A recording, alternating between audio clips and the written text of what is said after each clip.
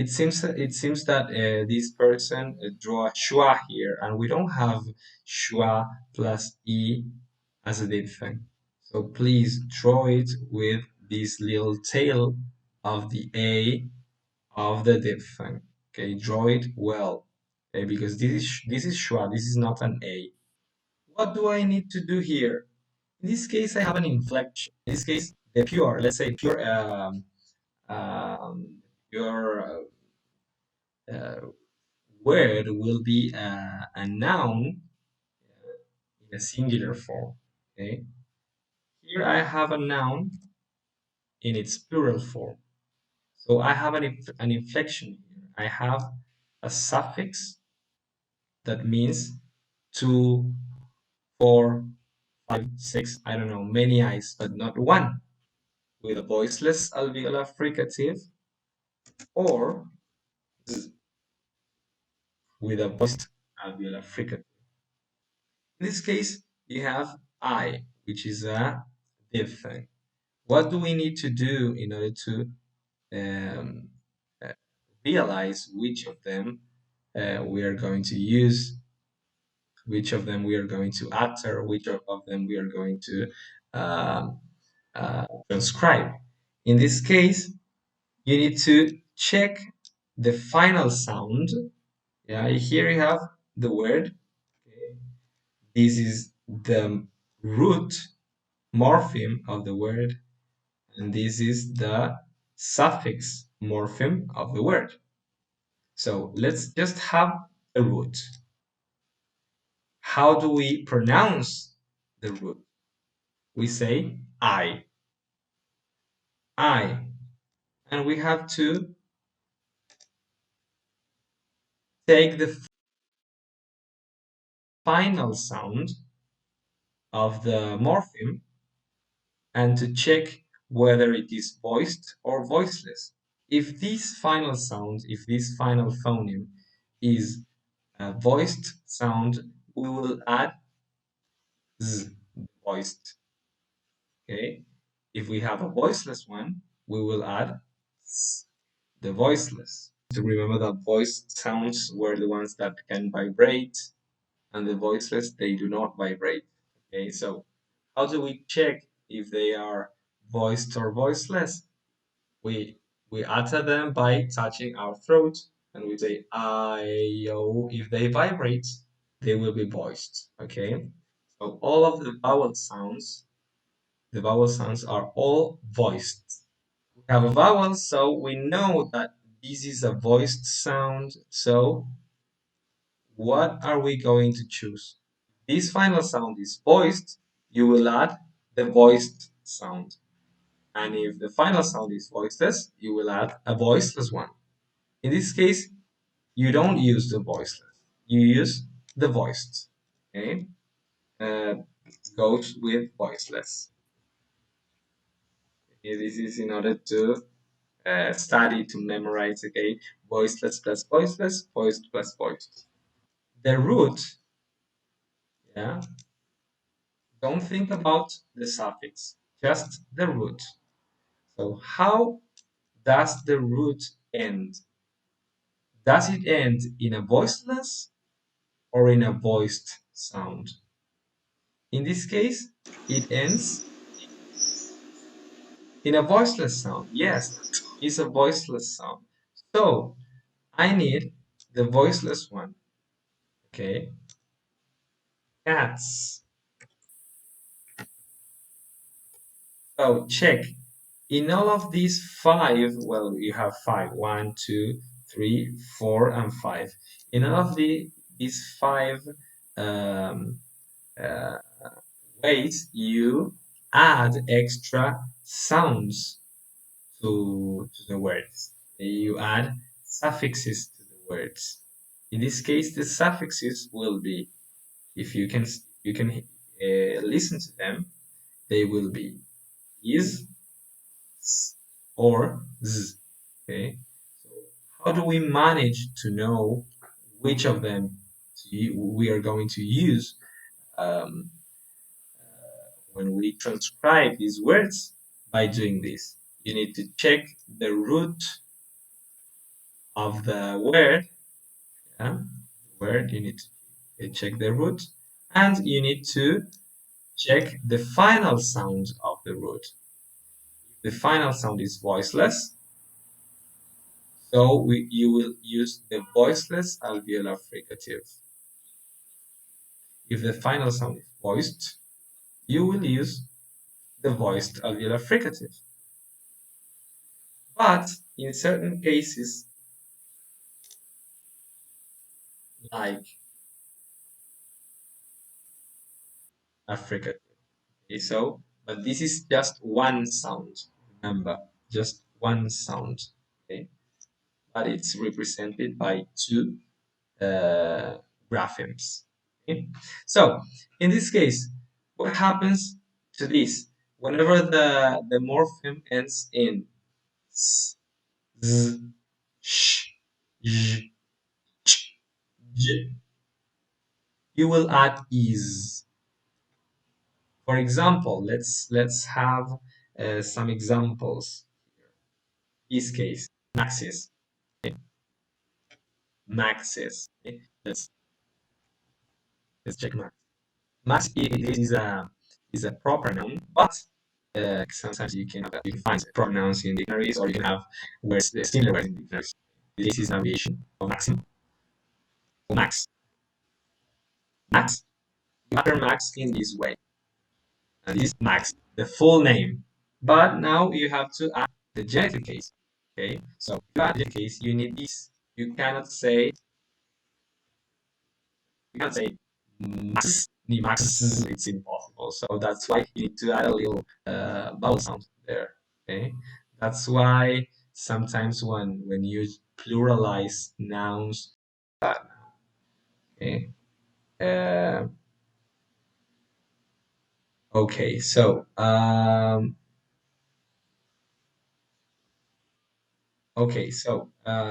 in this case, maxis. If you have certain sounds like these fricatives and this affricate, you will add is. Okay?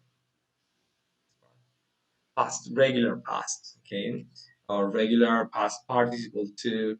Uh, when you add ed suffix to the roots of the verbs, okay, you can utter either the voiceless alveolar plosive,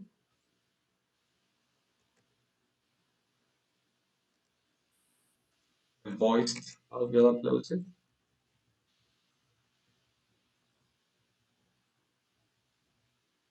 okay, or you can utter, yeah, it, okay.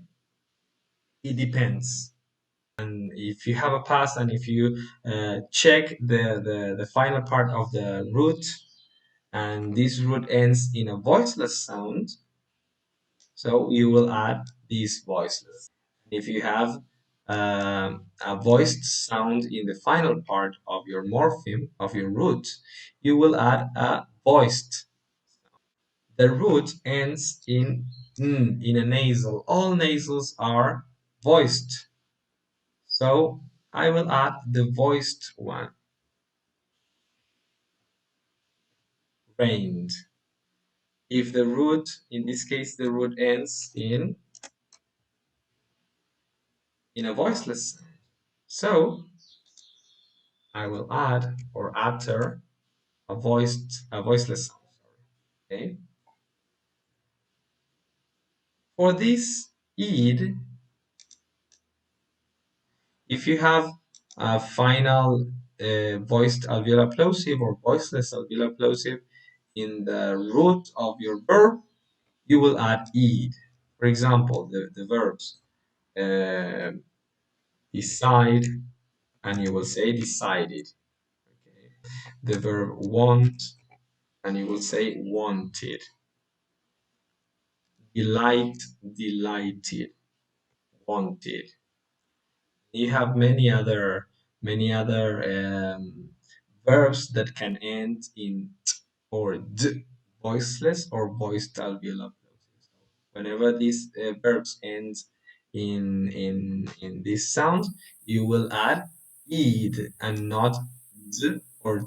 Okay, so n plus k and n plus g, the production of n plus k and n plus g. So this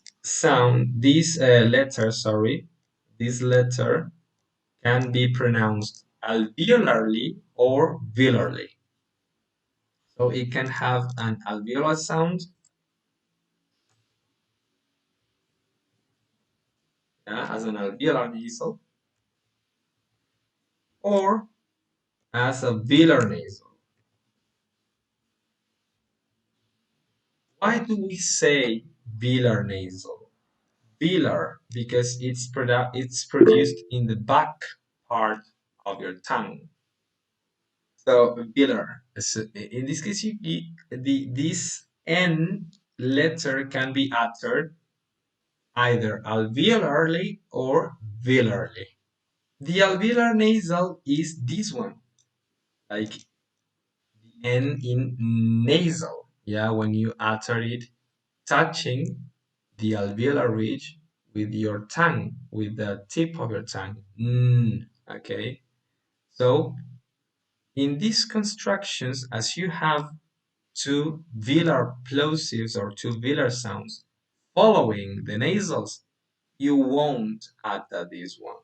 So you will utter the velar nasal. It's voiced velar nasal because, but I don't place voiced before velar because all of the nasals are voiced. So the velar nasal is this one. So let's have the first one. Whenever you have this construction n plus k, you will always utter the nasal.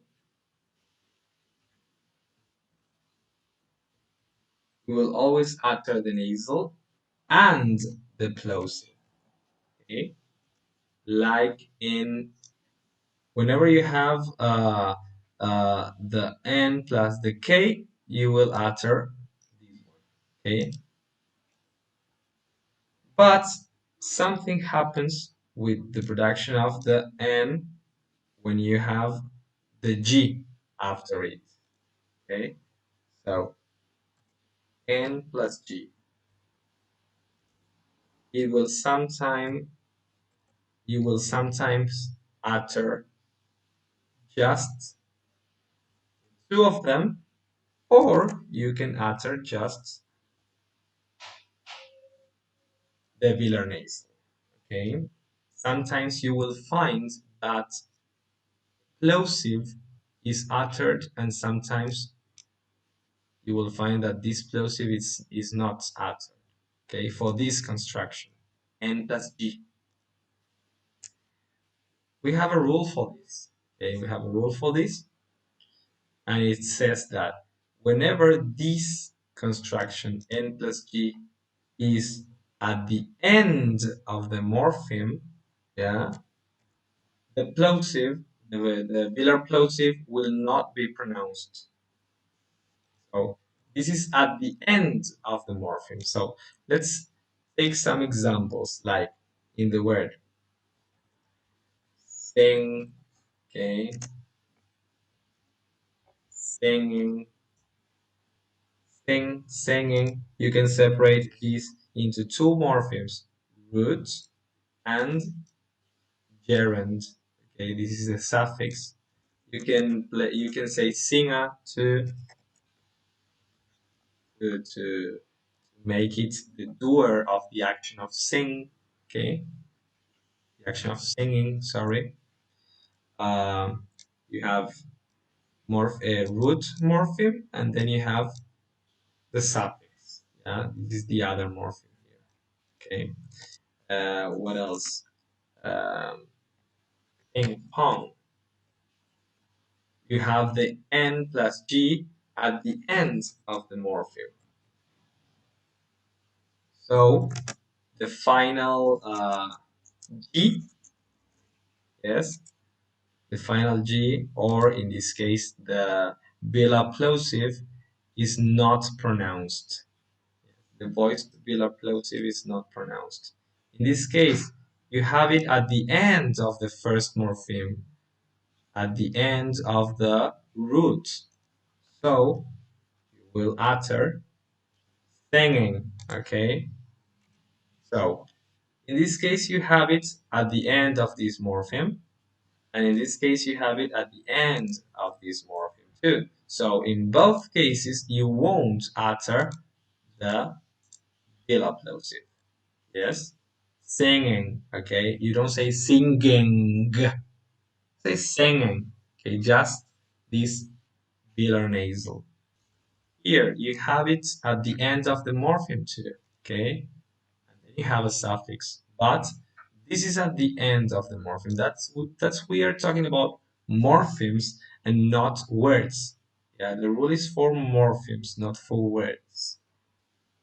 In pong, you have it at the end of the morpheme, at the end of the morpheme. Okay, so if you have this construction n plus g at the end of the morpheme, you won't utter the velar plosive. There is an exception to this rule, the main exception to this rule, whenever you have comparatives and superlative forms of certain adjectives. Okay, but there are just few adjectives ending in ng. For example, strong, okay, long, yes, they will be uttered stronger, longer. Okay, you will utter the plosive in these cases. Check here, stronger. Okay, you will utter it stronger. Okay, strongest. Okay, ist. This is the way we will make the superlative. Ist. Okay, strong.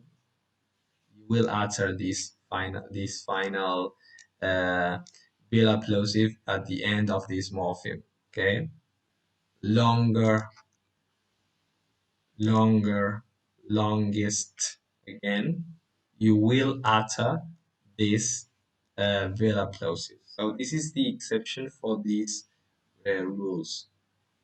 For this rule, it's one. Sorry.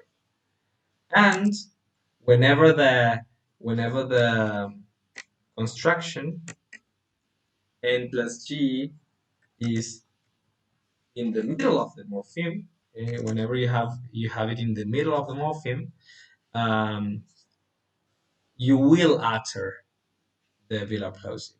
Yes, the tendency is to utter the voiced velar plosive. Okay, for example, in the words anger. In this case, you have anger. This part, it looks like a suffix, but it is not a suffix because ang does not mean anything.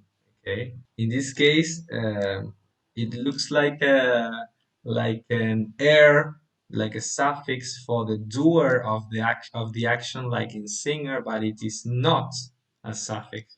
This is the whole word. So n plus g is in the middle of the morpheme. Finger, e plus r. Okay, you are not. What is thing? Thing. This is the whole word. Finger. Yes, this is the whole word. It is like a suffix, but it's not. You are not forming a new word by adding er in this case. This is the whole word. The word is in this way.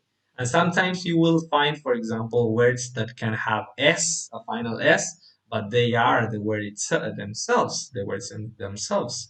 For example, in this case, you have comparatives and superlatives. You have plurals, okay? But sometimes you have words that end in s, like the name Louis.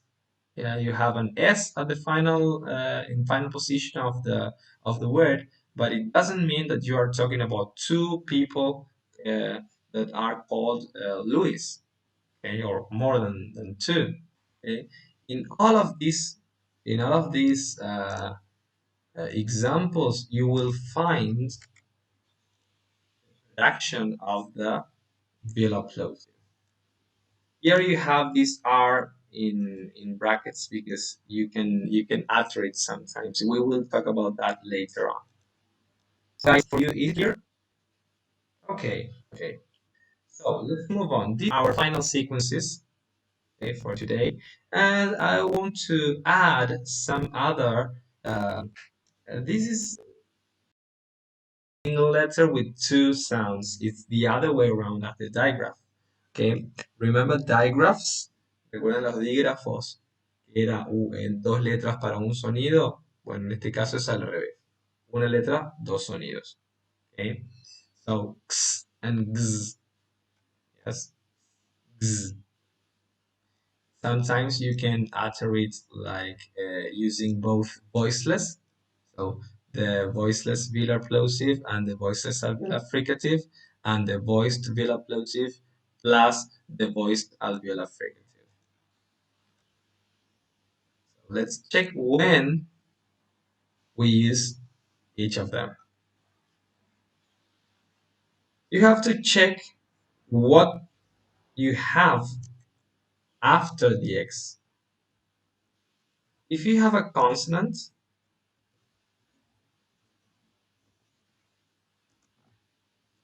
you will utter, okay? Whenever you have a written consonant after X, you will utter it. For example, extra, exception. This is a tendency, yes, this is a tendency. Exception, uh, exhale, eh, expert, extension, okay? So whenever you have a consonant, a written consonant following the X, you will utter it. So let's check them in the dictionary. Extra, here you have both voiceless sounds. Okay, so check. All of them are X here. Okay? But when you have the X followed by written or yeah, let's write just vowels. Vowels. Okay, so X plus vowels.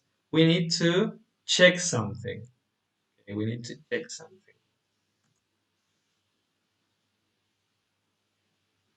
If you have the X plus a stressed vowel or within a stressed syllable, okay, or a stressed vowel, the tendency is to utter it with both voiced sounds, like in exam, example, okay? Okay, so the tendency is to have it with, but you can find that they can be uttered. Well, in this case, it's not like both are possible. Okay, in this case, when you have the stressed following stressed vowel, you just utter this examination too. Okay, you just stress these the production of the X by uttering it uttering the X with both voiced sounds. Okay, but in the case of X plus ans, you have both here, exit or exit. Okay, the tendency is to pronounce it in this way, but of course you will find this option too. Okay.